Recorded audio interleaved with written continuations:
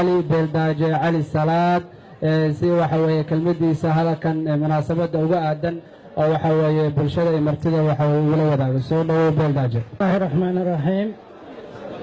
أولا halkan waxaa ka salaamaya dhammaan marti sharafta ka soo qayb gashay xalfadan quruxda maamuuska sharafta badan uguna horeeyo madaxweyne ku-xigeenka dowladda Puntland mudane Axmed Cilmi Karaash madaxda kale wasiirada xildhibaanada guddoonka gobolka taliska qaybta degmada marti sharafta kale waxaan idinku salaamayaa salaanta islaamka assalaamu calaykum wa rahmatullaahi wa barakaatu.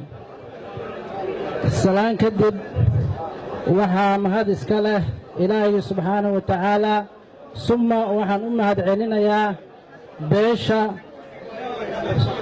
xalfadan quruxda badan maamuuska badan laguna caleema saarayo boqor cabdirashiid boqor cumar ka soo shaqaysay baan u mahad celinayaa. waxaan leenahay beesha boqorka waa ka guddoonnay waana la shaqaynaynaa wixii talo tusaalo waa la garab istaagannahay.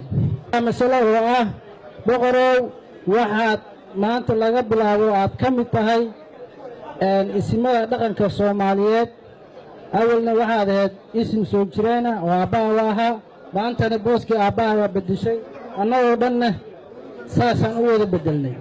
saddex waa kugula dardaarmayaa saddexdaas oo ah boqorow nin qatan quudintiis